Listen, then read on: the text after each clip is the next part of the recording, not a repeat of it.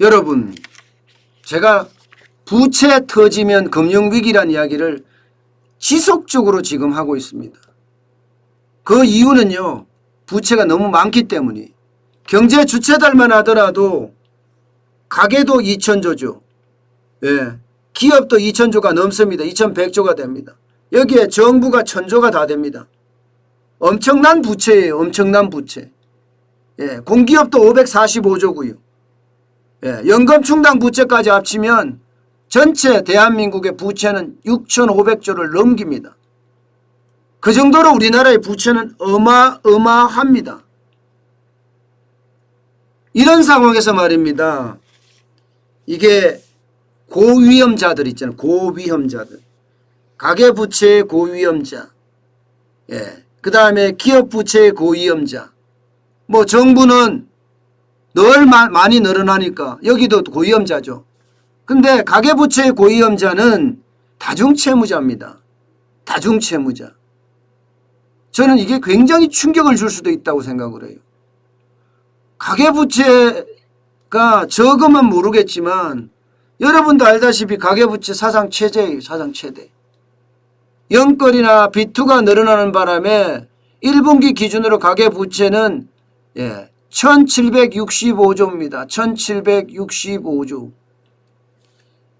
1765조는 진짜 많은 금액이잖아요.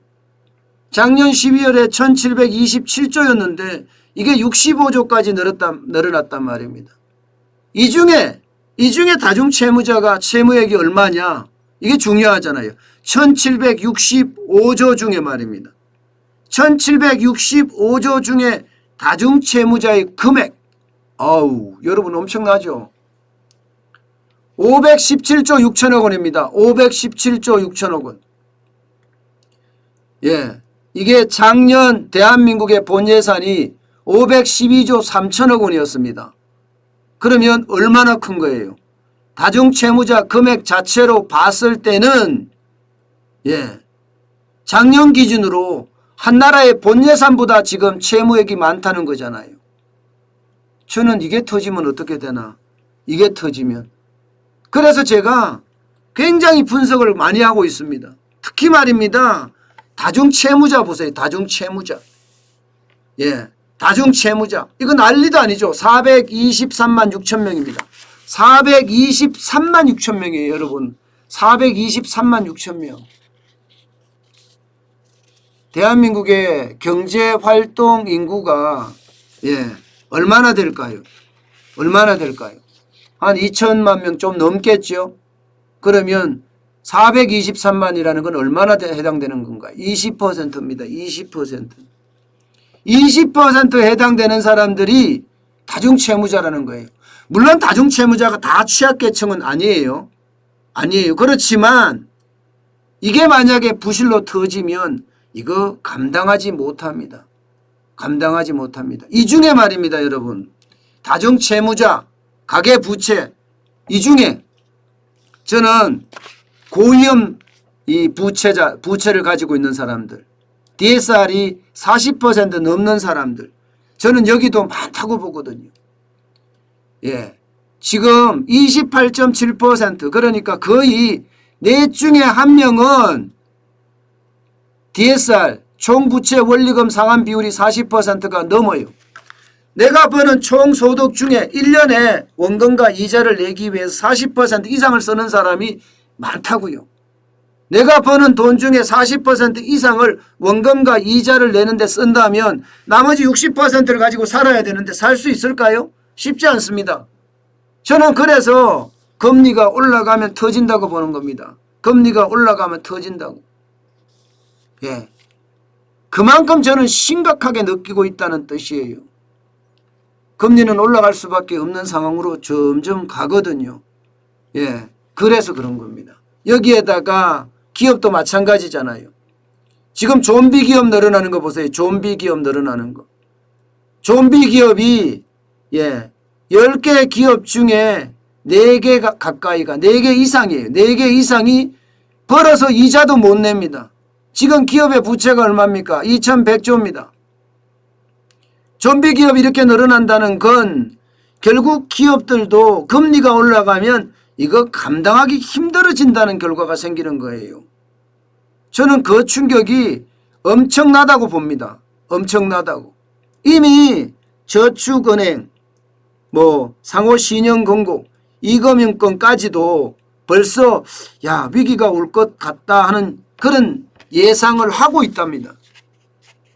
예, 그만큼 이게 금리 인상이 충격적이에요.